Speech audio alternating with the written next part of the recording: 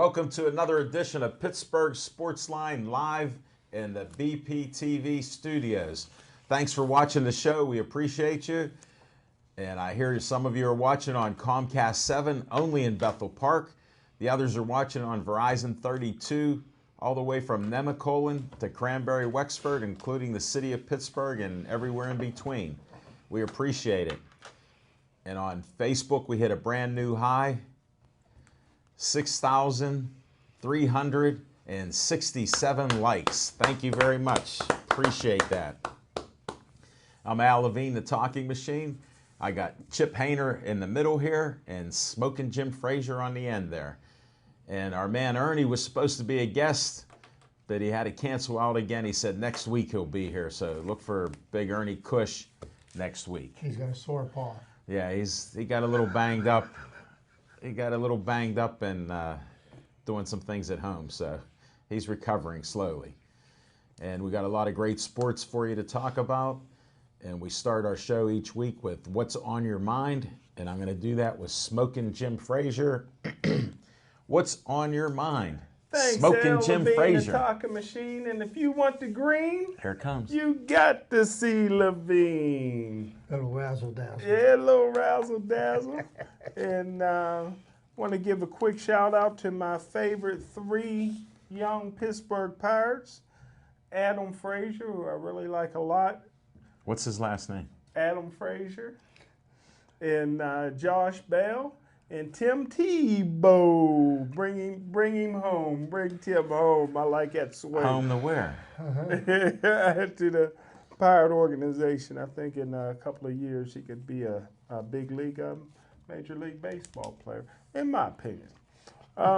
It's well respected here, Smoking Jim. But what's on my mind is, we were talking about the curse of the Pittsburgh Steelers the last few weeks, and I, the Steelers started in 1933.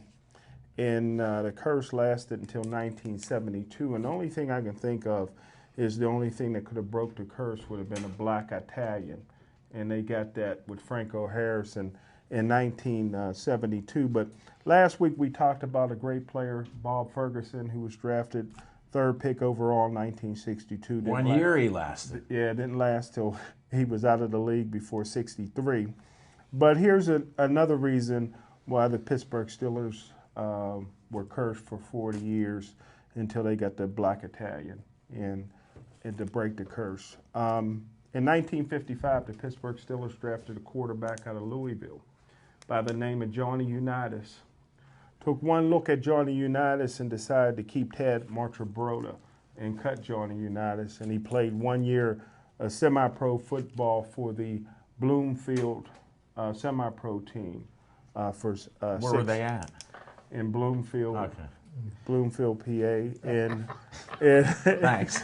Just checking your facts. near Pittsburgh, and after that, somebody from the Baltimore Colts scouted him, picked him up, and Johnny Unitas is probably regarded as, if not the greatest quarterback in NFL history. He's in the conversation, I would say. Did Ted Marchibroda end up coaching Johnny Unitas at one point? Yeah.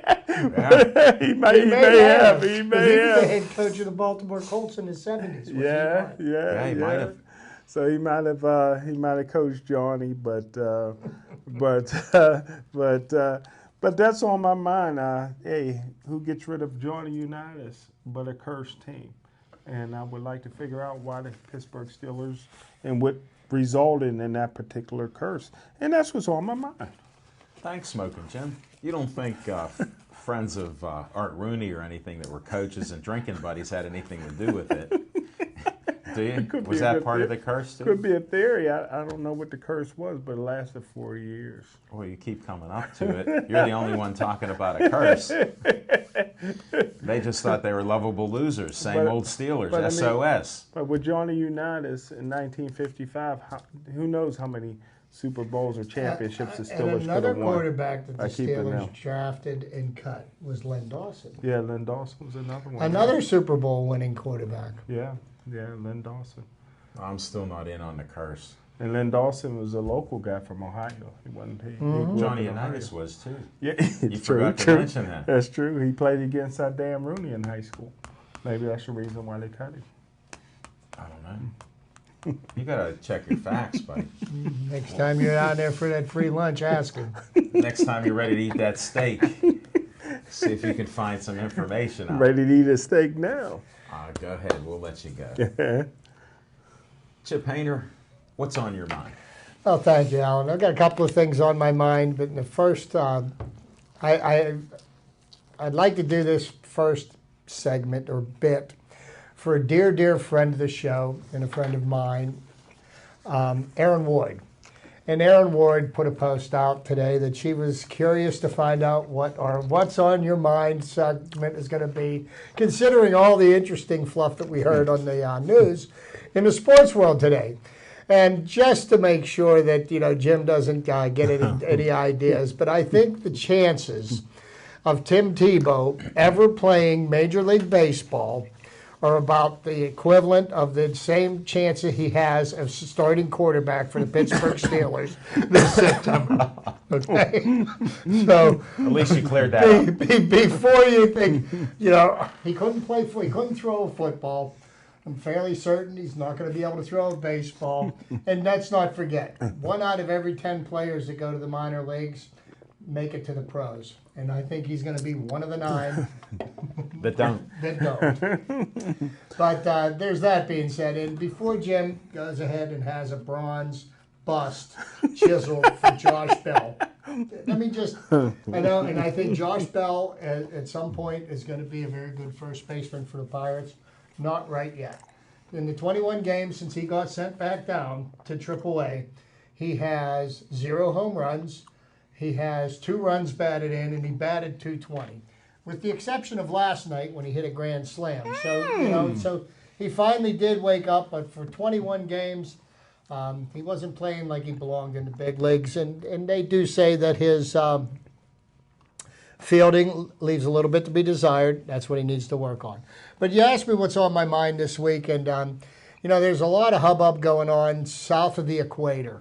In Rio de Janeiro, the Olympics seem to be going on, and I don't really think that there's ever been a time in my life when I cared less about the Olympics going on right now. There's so many things that have taken away from the Olympics. The fact that the entire Russian team was involved in a doping scandal, and yet a certain percentage of them were allowed to compete, while the unlucky few got banned. I don't know if everybody's doing it. I mean, you're either, it's not like you can get a little bit pregnant, is what I'm trying to say. You're either guilty or you're not. So, the Paralympics, the International Paralympic Committee banned all the Russian athletes from the Paralympics.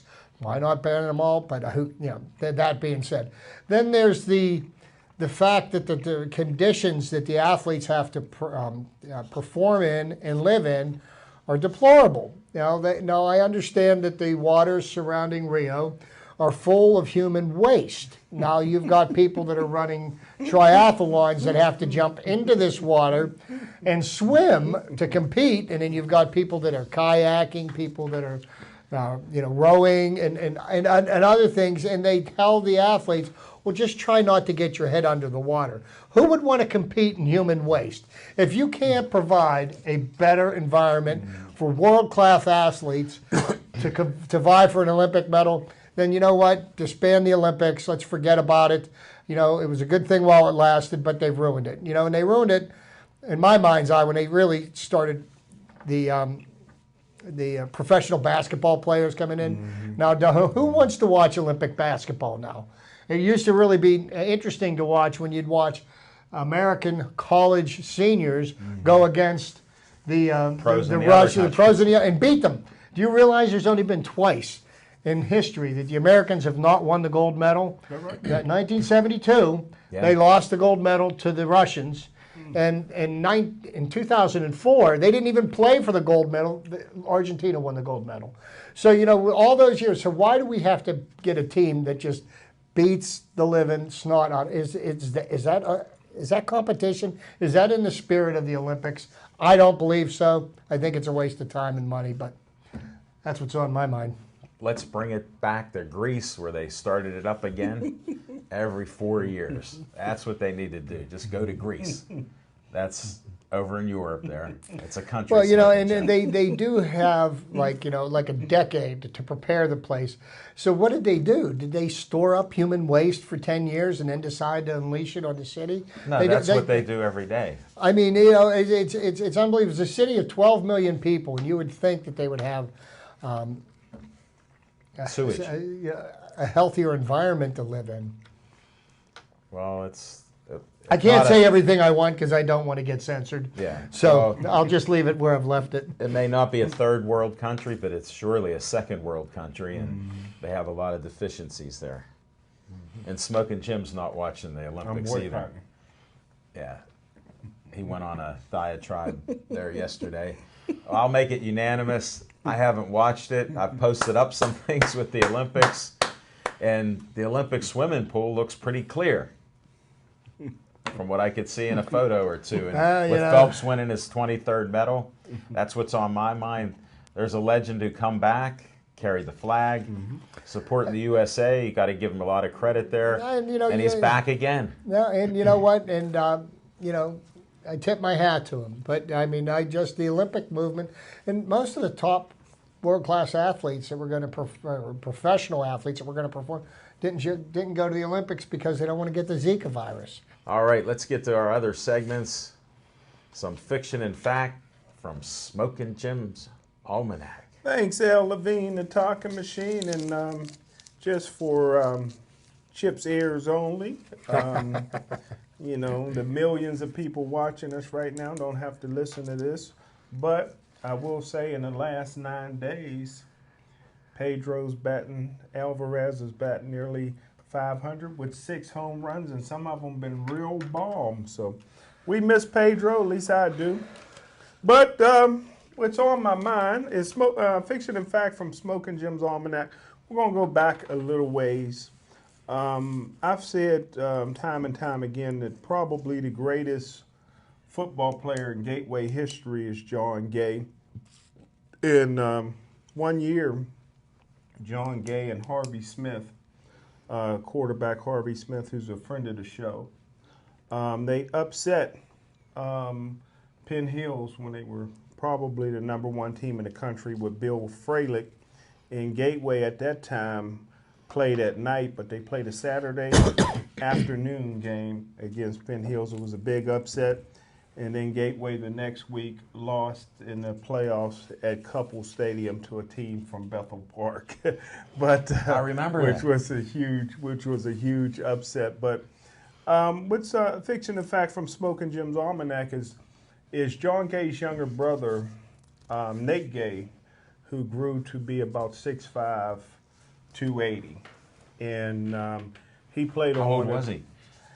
He was about 3 years younger than John, and he played on one of the worst Gateway teams ever. They were 6-3-1, horrible team, and but he ended up being an all-state defensive end. He played in the Big 33 game and was the defensive player of the game, and he got a full scholarship to a Division I school that I never heard of.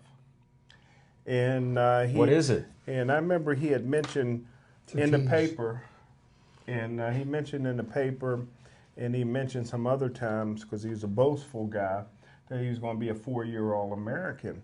And I remember he came home about a week after camp, and he says he quit the team because they got the 2 best defensive ends in the country at this college you never heard of.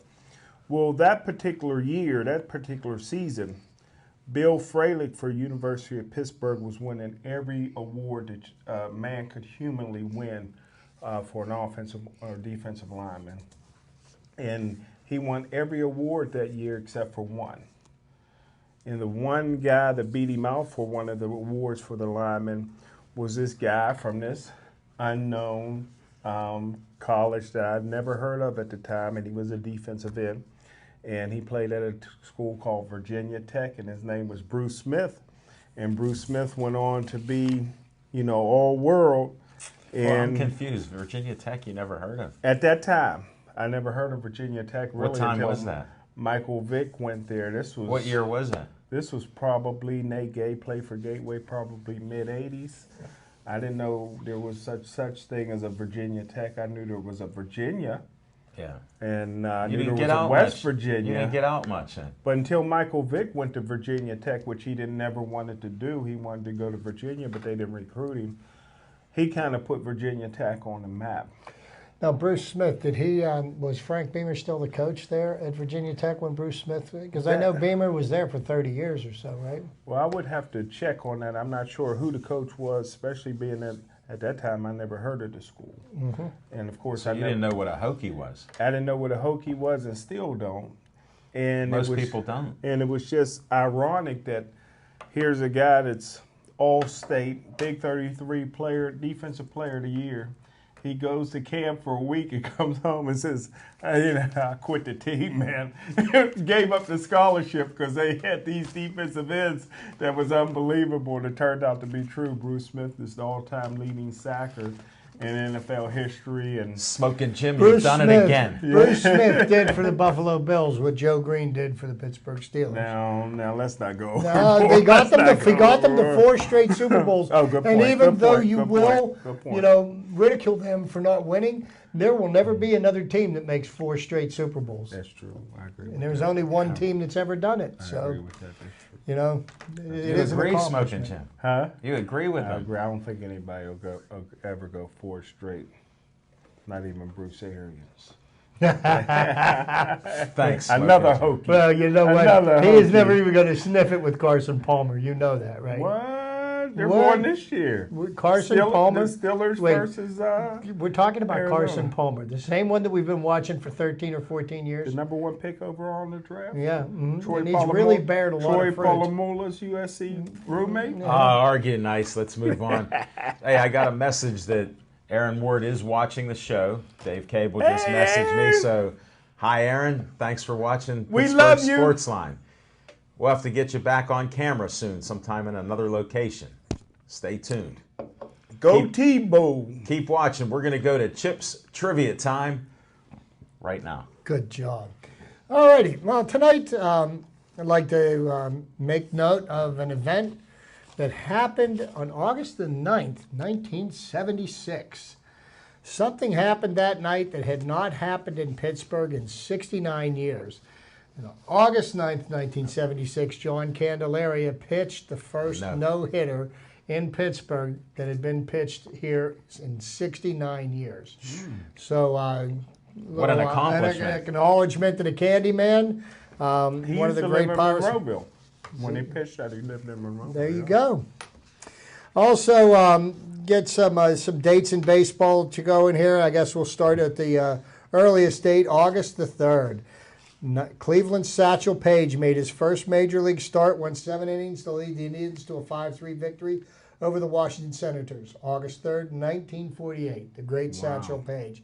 He was And- like 80 at the time. And keep in mind that he wasn't 80 then, but in August the 6th, 1952, Satchel Paige, age 46, or so he Supposedly. said, became the oldest pitcher in Major League history to pitch a complete game or a shutout when he beat Virgil Trucks of the Detroit Tigers 1-0 in 12 innings. And if anybody remembers the name Virgil Trucks, I don't.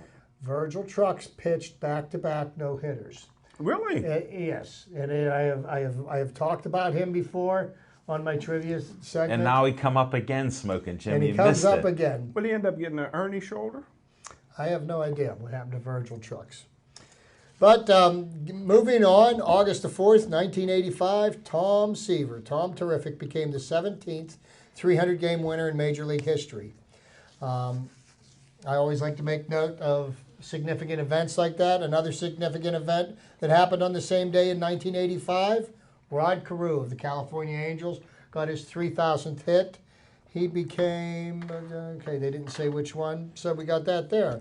Also, since we're on 3,000 hits, August the 6th, 1999, probably one of the second greatest hitters I've ever seen, even though the greatest hitter I've ever seen I only saw on highlight reels. That was Ted Williams. But the second greatest hitter that I think I've seen in my lifetime was Tony Gwynn. Yeah. August the 6th, 1999, Tony Gwynn became the 22nd major leaguer to reach 3,000 hits. He went 4 for 5 in the process.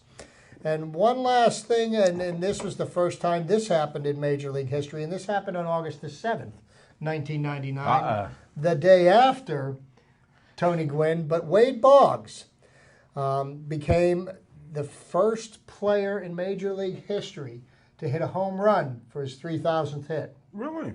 Very first one. That's remarkable. And being that I brought that up, on Sunday, Ichiro Suzuki got his 3,000th Major League hit. It was a triple. He is the second major leaguer to get his 3,000th hit on a triple. We could care less. He's the new hit king. He joined the club, Smoking Jim. Yeah. Now, you know, I have ridiculed the commissioner of baseball year after year. Bud Selig really was a whipping boy for me, so to speak. But you want to hear about a commissioner that really knew how to get things done? Okay, you ready for this one? On August the 6th, 1985, Major League Baseball Players Association went on strike. On August the 7th, Baseball Commissioner Peter Ueberroth ended the strike by the Major League Players Association with the announcement of a tentative agreement. The season resumed August the 8th.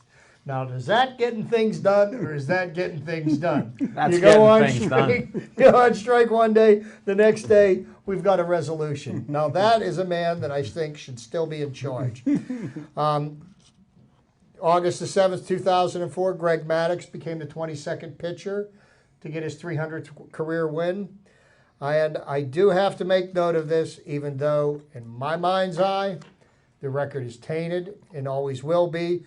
But on August the 7th, 2007, Barry Bonds hit home run number 756. Yes. Say it again, louder, louder. But a more impressive record, I feel, was achieved on August the 6th, 1972, by the true home run king of Major League Baseball. Hammer and Hank Aaron hit his 660th and 661st career home runs to break Babe Ruth's record for most home runs with one club. The 661st came in the 10th inning to give the Braves a 4-3 triumph over the Cincinnati Reds. Now that's what I call being a home run champion.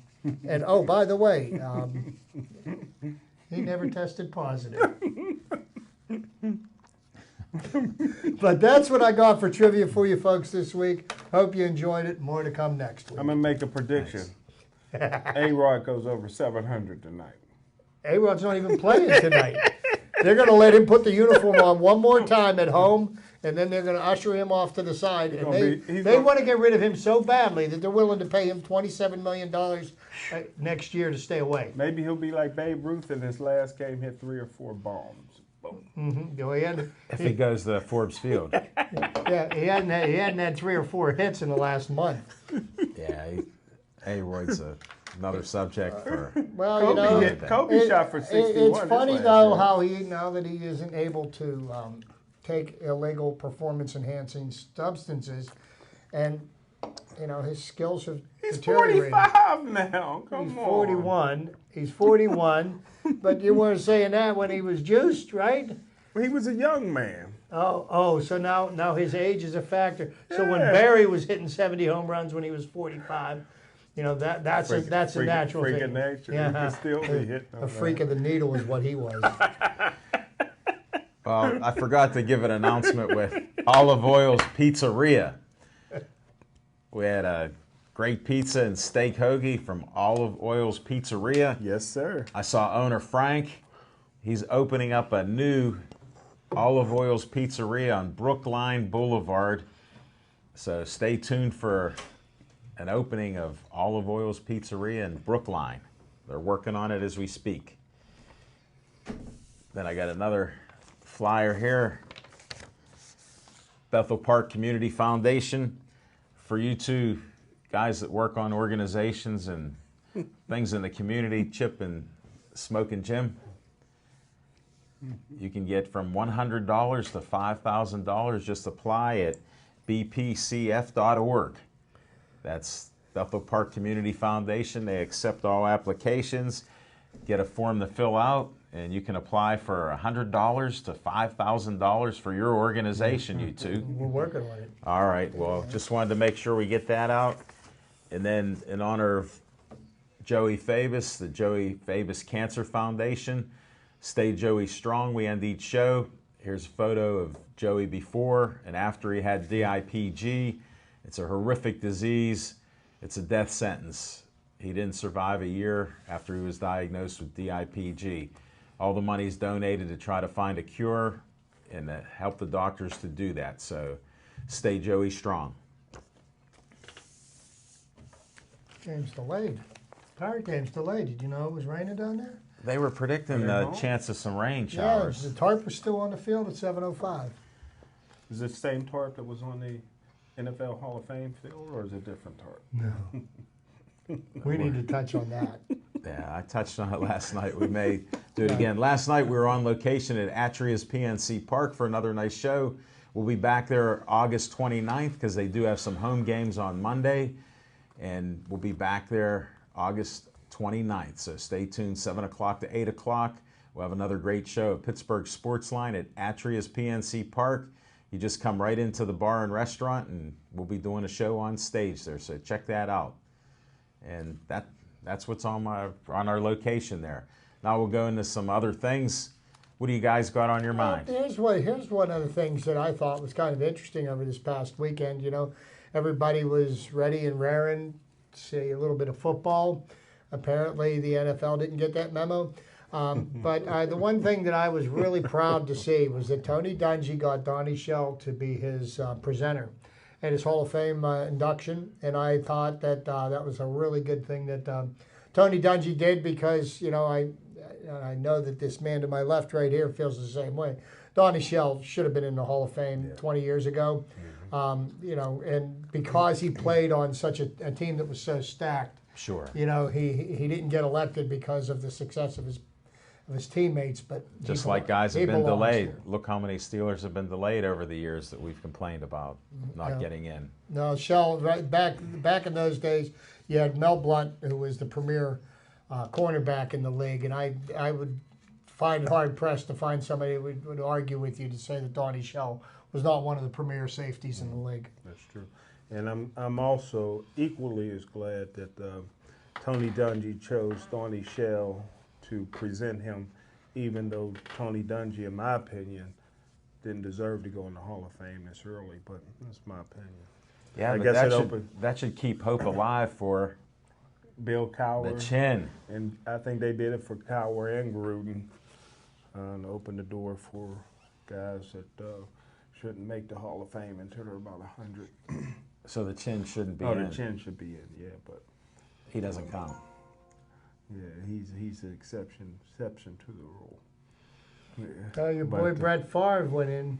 Well, before we talk about Brett Favre, we got to talk about the reverse discrimination that happened with Kevin Green. How in the world, we've been talking about this for 5 years, how Kevin Green has 32 more sacks than Lawrence Taylor, the guy that's considered the greatest sacker of all time. He did the sacks on the left side. There's not another linebacker rushing from the left outside linebacker position that has even 100 sacks, you know. And not only did Kevin Green do it with the quarterback looking at him, but he did it better than any other linebacker in the history of the game, including Derek Thomas. Well, he's in now. And for this guy to, I don't know why they were so upset with Kevin Green. I don't know what he had to do to get in. Out of it, I think 15 seasons he played in the NFL, 11 were double-digit sacks. 1 year he had 9 sacks here in Pittsburgh. Do you think maybe because, you know, I mean, he played in one Super Bowl? No, because he looked like you. That's the reason. They kept him out. Good looking guy. Yeah. That's it. Did you ever notice that nobody's ever seen he and I That's at it. the same Same place at the time. same time? I'm just saying. That's a good point. I'm just saying, you know. No, but, you know, I'm just wondering if, you know, I mean, I've always felt that his career was Hall of Fame caliber without even blinking an eye. He should have been first ballot without any question. But do you think maybe the fact that he played for so many years for the same old Rams, and that the only real successful team that he played for was the Steelers in a very short period in his career. He played with us for 3 years, but in 3 years he had 33 and a half sacks in the Steelers defense. He did well. He went into the Hall as a Steeler. Yeah. Which is quite the honor there. And he probably would have done the ring ceremony with the Rams, but they never bothered to call and ask him. So no way. Doing it with the Steelers, yeah. So they were practicing reverse discrimination too. Yeah, there it is. They're out in L.A. now, and so I don't know why nobody's ever liked that guy, but what a great player. Him and Reggie White were the only two I ever seen to do the hump move, that they had, and you have to have a lot of strength to do that. And Kevin Greene played the game the way it should have been played. He played the game like he wanted to win. He reminds me of another guy that I thought was one of the toughest football players ever was Jack Youngblood. Yeah, he played for the Rams. He played a game. He played Super Bowl 14. He played with a broken leg. Yeah. It's just. And he made tackles. Now you get guys. They get they get hangnails in there. They're on a 6-week IR. Yeah, like Artie Burns from the Steelers. But again, another guy two guys that'll never get in the Hall of Fame who I think are Hall of Fame worthy. Well, 3. Andy Russell, he may get in with the old timers. Greg Lloyd, but the guy that should be in, and he was so great and played about 20 years, was Clay Matthews. I don't understand how he doesn't make it. Because he don't have the sacks. They didn't sack in that era. So. See, that's you can't use the criteria that you use now to judge people. Right. To judge previous. How did he measure against his peers at that time? And he was clearly the pick of the litter. Yeah. Yeah. There's no question. Great player, man. Should be in. Jack Tatum should be in my opinion. And I swear, and I watched the Steelers go from the lovable losers in the '60s to when Joe Green was drafted. You seen the Kersh years? But I always felt that the 3 best linebackers that I saw play for the Steelers was Andy Russell, Jack Ham, and Jack Lambert. And those 3 right there, all 3 of them were all pros. They get the white vote. And Andy Russell and Jack Ham, they did one thing very, very well, is they were always in the right place. Yeah. They never played out of position, and Jack Ham never makes a tackle. Never. So he hurt his Achilles this last year. Jim, I've been keeping a watch, on different stats and things, and you did bring up the race card many times already tonight. And you just threw it out again with the 3 white linebackers there. They got my vote too. But you tossed that race card in there. I don't know where it comes. I don't see any color, but thanks to you, I could see it now. Young viewers may not have known. Well, what's the chances that you got 3 great white linebackers today? At that time, when you were playing the whole complexion of the game has changed. The 4-3 defense at that time. And you had a defensive line as stout as the steel curtain. Their linebackers could run free. Well, enough of this nonsense. But before we move on, Jack Hams is great, still in my opinion, the greatest outside linebacker to ever play the game. He didn't get the statistics that interceptions. Lawrence Taylor, but I'm going to tell you what, that guy played as sound a game as anybody. And he was like the Barry Sanders of defense, because he just make the tackle and go back to the huddle. Yep. And then Jack Lambert would rip your head off and beat you to death with it. But that was his style. Yeah, everybody got their own style. Yeah. And I've met Jack Ham on more than one occasion. Did you? What a really nice gentleman. Like to have a cold one every once in a Well, while? I used to. Why would you bring that up? I used to. Bartender. I was bartending. He and his wife would come into this restaurant where I was working, and I would make them martinis. Is that with salt? No, that's a margarita. Margarita. I knew it started with M. Martinis, gin. Smoking Jim, you're all over the place. I can't even keep track of it. I'm just happy to notice the race card come out. So today the Steelers had a joint practice with the Detroit Lions. How'd they do? And they do that again tomorrow. And then Friday night, the They play. first of 4 snooze fests will be played because really, as much as I love football, how can you wrap your arms around preseason football? I can't wait to see it. I'm gonna tape it. Watch You're gonna over tape and it and over watch again. it over You again? you tape all the games. You're an NFL scout, so you say, and we know you watch all the games in your spare time. Will Ben take maybe one series, or will he take one snap? I wouldn't play him at all. It's He's probably lost wise. enough weight. You like the shape he's in. Yeah, It's because of you he worked out. Even But mentioned you your know names. what the buzz that I've been hearing out of training camp is that one of the wide receivers that seems to be turning everybody's heads is Sammy Coates. Sammy Coates, yeah. Sammy Coates. They said He's ready. They said the day after the Super Bowl, he showed up down at the offices in Southside, and he's been here. He's got an apartment here in Pittsburgh, and he was working out at their facilities every day. I don't believe that, but Well, you know, I mean, Were you there? I don't know, I've been there a few times. I didn't see Sammy. When but have the you one- been there that you weren't eating? But here's the reason why Chip loves him the most. Sammy Coates probably, out of all the players in the NFL since Bo Jackson, when they had Antonio Brown had the celebrity softball game yeah. where he did not race Shazier at, and Sammy Coates hit under-pitched softball 6 400-foot home runs. So he's a heck of a So they threw to him baseball underhanded. underhand, and he put it 400 feet he put it away. into the Waffle House, brother.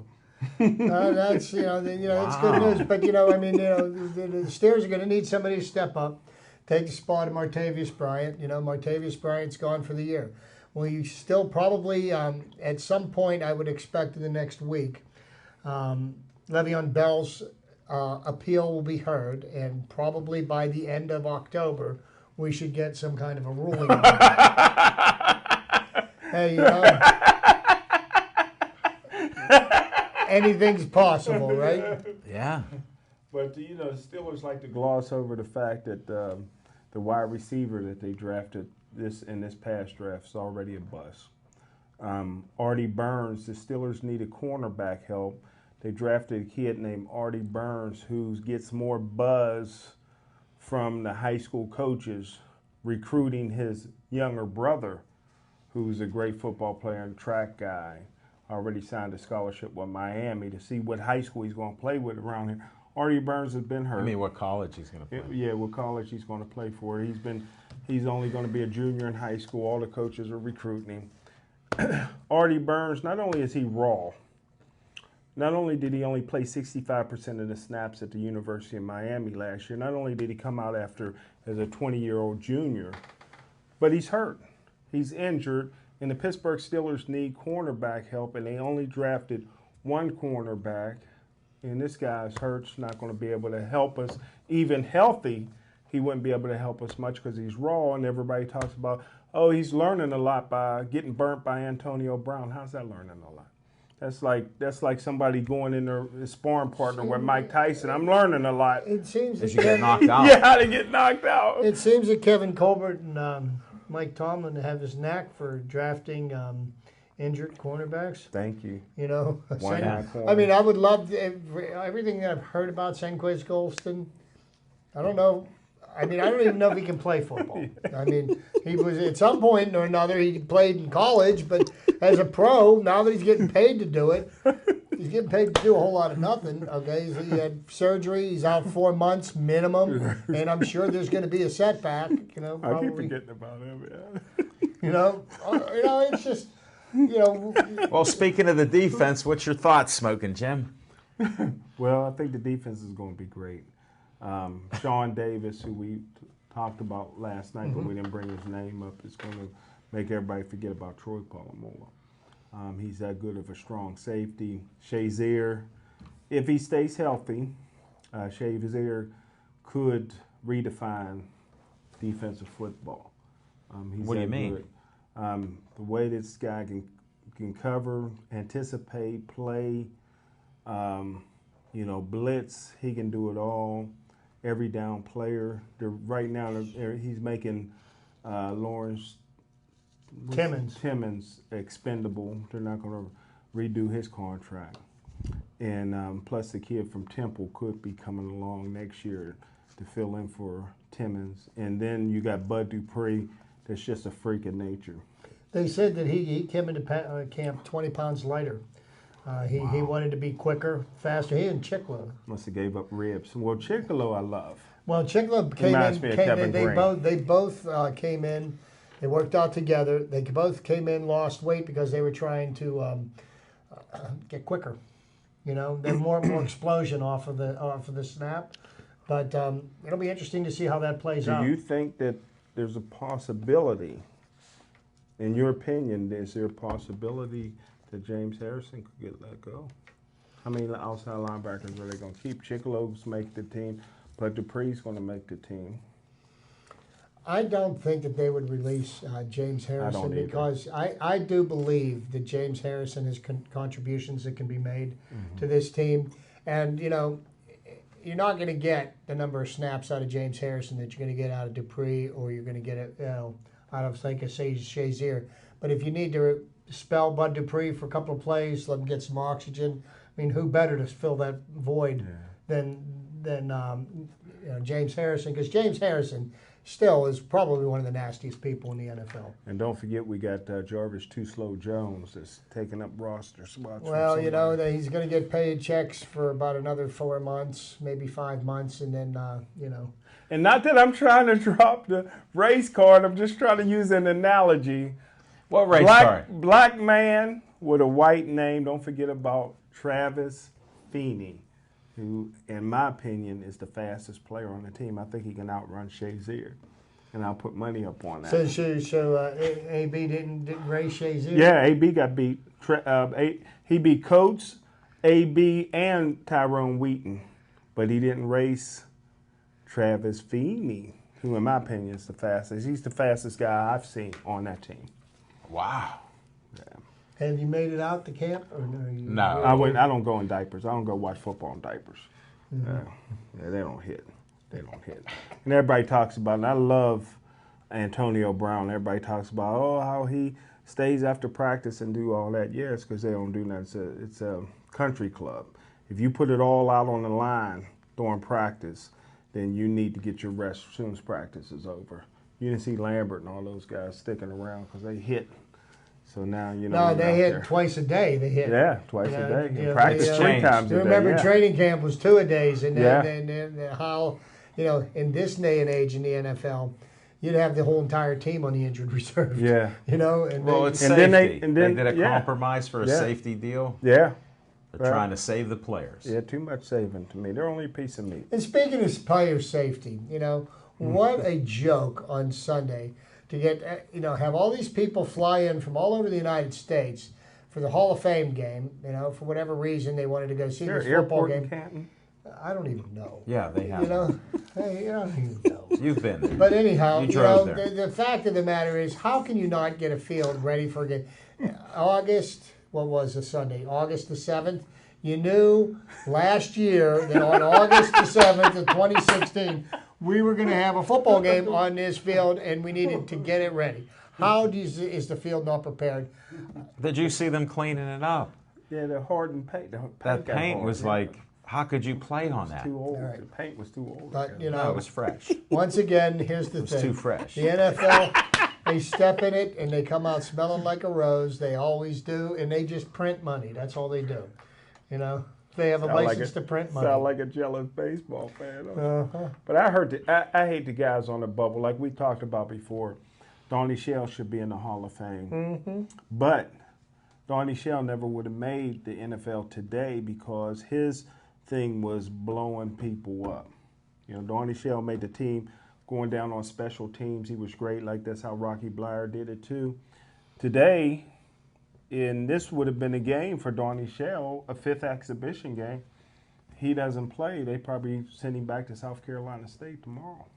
Wow. You know, I mean, Chuck Noll had a way of recognizing who the football players were. Yeah. You know, and I mean, now, and if you used all the metrics that they use today to judge whether or not a person can perform, Well, you use all those metrics, you get a Jarvis Jones. You know, if you just look at guys that can play football, you get players like Donnie Shell. What do you think of analytics in baseball? I know you guys hate it. You know what, Jim? I'm glad you asked me I that hate it. because you know, they have so many different categories, and and what And it's each a of them simple means. game. It's a simple Well, game. you know, it's you know. Try to hit a baseball with a bat. Hit a round ball with a round bat. I see a lot of people doing it. Not a lot. You got 9 defenders. That's why they go. That's why they don't get hit. No, They they don't hit get it all hits the because they time. strike out 200 times a year. They went to the Pedro Alvarez school of swing and miss. Well, I was waiting for your comeback on that. No, but getting on to the Pirates. Last week Pirates had a really miserable road trip. They lost 2 out of 3 to Atlanta. They got swept by the Brewers. They come back home amid a lot of turmoil. Friday night, good game. Yes, sir. The Yes, sir. Pirates won 3-2, bottom of the 9th. Sean Rodriguez. Wow. Stand up to cancer night, and I thought it was really moving at the 7th inning stretch. Everybody had their signs for their loved ones that had been afflicted with cancer. Every player on both teams had a card. All the umpires had a card. Even the policemen that were guarding the gates in the field. Everybody in that stadium had the cards to stand up. It was really quite a moving evening. Then you move on to Saturday night. Saturday night, Ivan Nova pitched his first game in a Pirates uniform, and he pitched very well. He gave us 7 solid innings. Pirates again beat the Reds. Well played game, well pitched game. Tony Watson got his second save as a Pirate reliever. And the funny What was thing the was score, that on Friday night, Tony Watson came on and gave up the game-tying run in the top of the 9th. Okay, so tied the game at 2-2. So he blew his save opportunity, but Sean Rodriguez on the third pitch made him a winner by hitting the ball into the left field seats. Great, I'll tell you what. Good for baseball. For me, watching a walk-off win in the bottom of the 9th inning is about as exciting as it gets. Even when they hit you with a pitch. Even whether they hit Like you the or Cardinals. Did you hear about that? yeah. Yadier Molina got hit by a pitch. And you know what? The guy that hit him with the pitch was the same guy that gave up the home run to Sean Rodriguez on Friday night. Wow. Yes, sir. And that was Ross Ollendorf, who used to pitch for the Pittsburgh Pirates. That's some good trivia. See that? I got it all. He got it. But, the Pirates, their season has been disappointing to say the least. Still above 500. And they're only a couple of games out of the wild card race, but there's just been so much turmoil with the starting pitching staff and McCutcheon's not playing up to his capabilities, and there's grumbling Do you about the think coach. Cut should have cut his hair? I just got to bring it up again because he paused on it. He forgot. Yeah, that has absolutely nothing to do. But Just threw that in there for smoking Jim Frazier. I think what the Pirates were forced to do this year, because the experiment that they tried with their starting pitching staff was a failure. Yeah. They got rid of 2 of the biggest culprits, Liriano and Neese. I don't know if we're ever going to see Jeff Locke start another game in a Pirates uniform, but okay, so we were forced to bring up our young arms sooner than we would have liked. Sure. So what are they going to do for the next 53 games, counting tonight's game? 53 games left in the season. We're still in it, but the Pirates just can't seem to get on that roll. They can't seem to get that 5 or 6 game winning streak. They get a going. couple games. They get a 2, couple 3. games. By all rights, they should have won that game on Sunday. Josh Harrison came inches away from hitting a grand slam. Yeah, he did. To tie the game up on Sunday. But, they're playing a horrible Cincinnati team. And even, they still won 2 out of 3, which is what we need to do. Yeah. They should have won 3 out of 3. Now, we've got the Padres in town for tonight, tomorrow, and Thursday afternoon. Easy The win. kid that's pitching tonight is a rookie. His ERA is 6.67. Now, with the starting lineup of Josh Harrison, Starling Marte, Kutch, and Polanco. They ought to cream this dude. But it seems that these young kids seem to own our bats, and I don't understand why. I mean, this is a team that is absolutely the worst team in baseball, and they've got the worst. They've got a pitching staff that's worse than the Pirates. Yeah. And we should just basically this should be a game. 3 like softball scores coming up, but we'll see once they get the tarp off the field, and Like we said all along, hitting a baseball is one of the easiest things to do in sports. no, let me see you do it. And we'll get the underhand toss machine. Okay. We may do it in the room here. Get the underhand toss. Smoking Jim is in rare form when it comes to baseball. Yeah, he is. He knows his NFL. Even though he never heard of a team. That's got to go down in history. An NFL scout. Never heard of Virginia Tech. I never heard of Virginia. I was, of course, Back then he wasn't a scout. Yeah. He was What was it? I was barely out of diapers there. Yeah. Yeah. What year was that? Mid '80s. He was writing his chapters of his memorable football career at Gateway. How many of the record books are you in? I was hanging from the jungle gym, bro. I don't know about that. We're trying to find that date. I'm looking into it. Once we get the race card out of there, we'll find out. Don't you worry. Well, we covered the Buccos. Covered the Buccos. We covered training camp. We covered the debacle at the NFL Hall of Fame. Bad Hall of Fame paint. game. Bad paint. No. They had to shovel it up. But you know what? They're worried about player safety. Do you realize that in the 4 preseason games, that the owners generally make about $200 million for the preseason games? Man, the players don't get paid. And the players don't get paid for these games. They're not drawing game checks. And I just find it laughable that the owners, when you sign up for your season ticket package, and here's a season ticket owner for how many years, you're not paying any less for the preseason games than you are for the regular season games, and that's ridiculous. They actually what they should do. You want to build some real fan.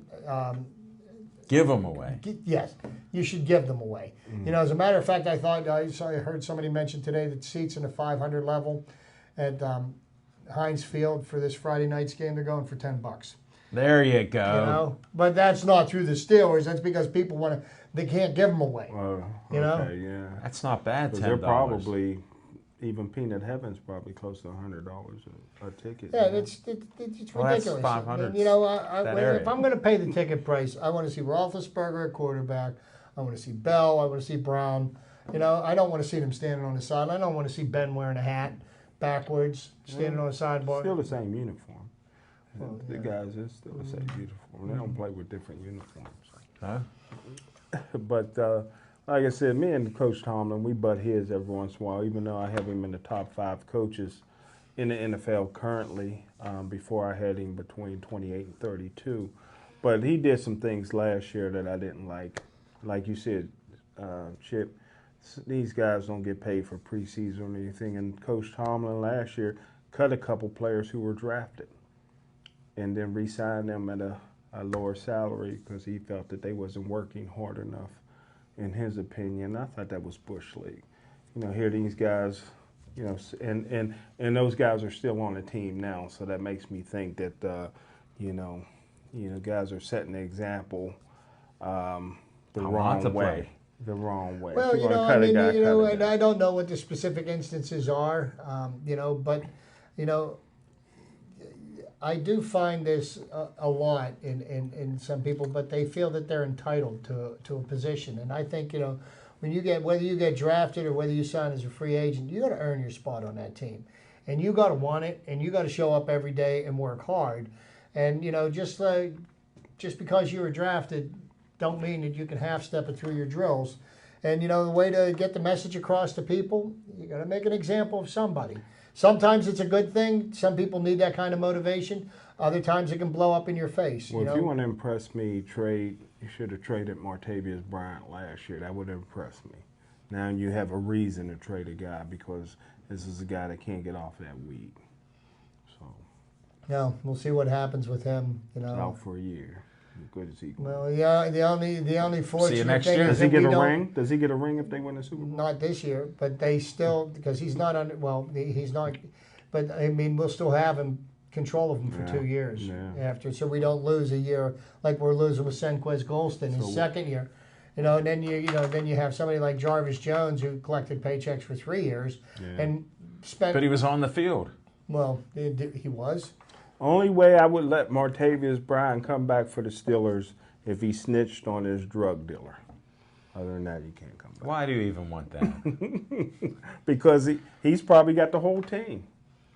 Probably got the whole team. You and Ryan Call Clark. Blue. You and Ryan Clark. Go give Ryan Clark a call. He'll tell you. Yeah, that's true. He parlayed That's that how in he got ESPN. He does good too. Yeah. Well, speaking of Who never ESPN, thought he could do Brother good? Ray, he lost his job over at ESPN. I didn't know that. Yeah. Yeah. Yeah, he wasn't very good. Oh, I thought he wa- was. He smiled real nice after the games. Yeah, he wore them nice glasses, made him look What intelligent. did he do? How did he lose his job? And By doing what he was did? just terrible. He was terrible. He was the worst. Well, Marino was good, and he still lost his job. Well, they decided to go in a different They direction. threw the white card out. They changed it up. Unbelievable. He'll land on his feet. Ray will land on What his was feet. it? What was the guy that Bart? Oh, yeah. He's working for. What was his Gentleton. name? Yeah, Bart, Bart's linebacker. yeah, that guy that hated. I hated Heinz Ward. Bart Simpson. Or whatever his name is. whatever. Well, look at Heinz Ward still. What's he on national TV? Yeah, he's Yeah. still around. How does yeah. he stay He does. on? He does the Notre Dame. Well, I mean, He's doing well. that Mirrorball trophy, huh? Huh? I said, must be that Mirrorball trophy. Maybe. It could be. Antonio we're- didn't get that, did he? No, he shouldn't. We're down to the last minute and a half here. Smoking Jim, what's happening? Nothing. Okay, we'll move on. Chip, Thursday day baseball. That Pirates at the Padres are playing the Pirates here. I'll be down there for a Thursday afternoon game. Smoking Jim will be with you. They're selling tickets for $10. I heard he's getting a Can't couple. give them away. I bet you the Steelers What? their ratings will be higher than the Pirates here in the exhibition game. Yeah. You think? I'm not watching Well, it. I usually don't, and I won't. So I mean, a Thursday afternoon game, people do have to work, Jim. Friday night game, come on. hold it. Smoking Compare Jim's going to apples be to there. apples. If you're going to be there, you come find me. He might have a hard time doing that. I'll buy you a soft drink. Get him a ginger ale. Would you do that for him? Well, thanks everybody for watching the show. Thanks Devin Shea in the control room, and thanks for letting us go without a cameraman by taking Connor and putting him in the control room and teaching him how to direct the show. So we appreciate what you've done. Thank all of you for watching us on Comcast 7 and Verizon 32. We appreciate it. Keep bumping into people out there. They love the show. So I just wanted to tell you guys that. So we appreciate you, and stay Joey strong.